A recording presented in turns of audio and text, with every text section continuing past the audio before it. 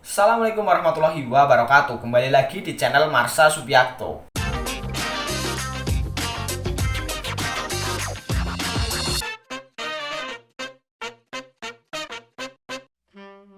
Pada kesempatan kali ini kita akan kembali membahas informasi menarik. Kali ini tentunya masih berkaitan dengan seleksi calon aparatur sipil negara untuk formasi tahun 2021. Kali ini pembahasannya berkaitan dengan P3K atau Pegawai Pemerintah dengan Perjanjian Kerja. Jadi kabarnya ada beberapa instansi, yaitu pemerintah daerah, yang baru akan memberikan atau menyerahkan SK P3K pada bulan Juli. Kenapa bisa begitu? Bagi yang penasaran, simak terus. Oke, bismillahirrahmanirrahim, langsung saja kita mulai. Jadi cpnn.com memberitakan terkait dengan sejumlah Pemda serahkan SK P3K Juli 2022, Kepala BKN ungkap fakta mengejutkan. Jadi kita bacakan terlebih dahulu.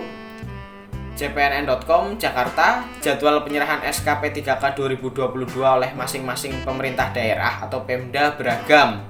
Ada yang sudah diserahkan Februari, Maret 2022, namun paling banyak menjadwalkan pasca Lebaran Idul Fitri 2022. Hal ini sudah pasti mengecewakan para guru honorer yang sudah lulus seleksi P3K. Menurut Ketum DPP Forum Honorer Non-Kategori 2 Indonesia, Raden Sutopo Yuwono, dari laporan yang diterimanya, jadwal penyerahan SK P3K ada yang Mei mendatang, ada juga yang Juli 2022. Dia mencontohkan Kabupaten Banyumas yang menjadwalkan penyerahan SK P3K pada Juli 2022. Kemudian DKI Jakarta pada Juni, Kabupaten Pati diserahkan Mei. Sebagian besar lagi belum diinformasikan oleh Badan Kepegawaian Daerah atau BKD setempat kapan jadwal penyerahan SK P3K dilakukan. Ini menimbulkan keresahan di kalangan guru honorer karena berbeda-beda jadwalnya, kata Sutopo kepada cpnn.com Rabu 23 Maret 2022.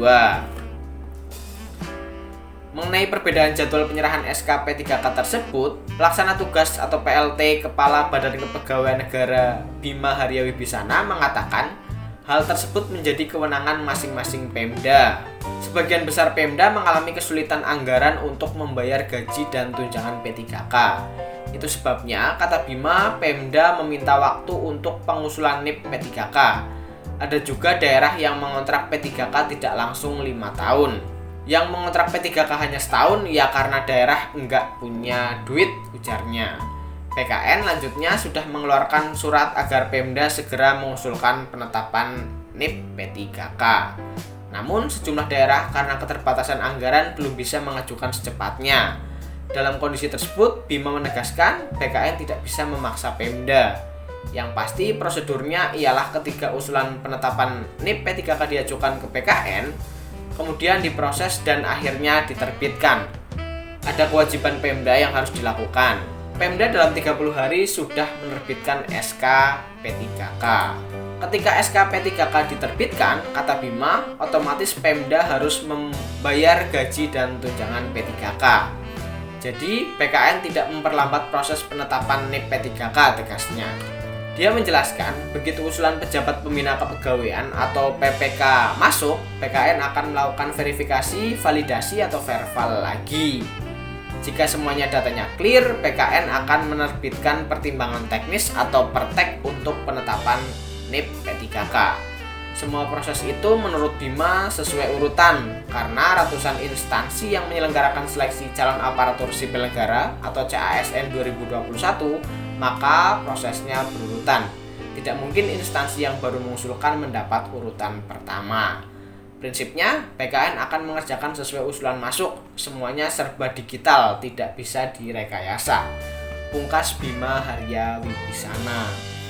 Jadi itulah alasan kenapa pemerintah daerah tidak langsung mengusulkan NIP atau mengeluarkan SK P3K karena tadi tidak punya anggaran untuk membayar gaji P3K.